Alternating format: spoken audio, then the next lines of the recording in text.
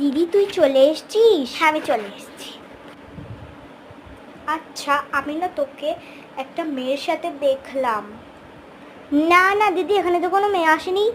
না আমি তো দেখলাম, এবার তো আমি মাকে বলবো। না না বলিস না রে প্লিজ।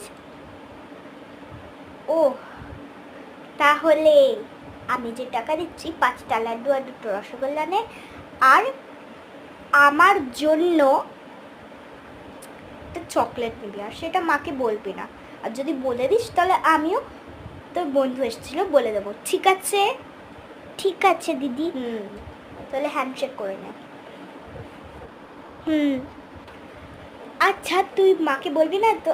আমিও বন্ধুদের কাছে গেছিলাম। হ্যাঁ বলিস না রে। ঠিক আছে, তুই আরেকটা চকলেট নিজের জন্যও কিনিস, আমি বলবো না, ঠিক আছে?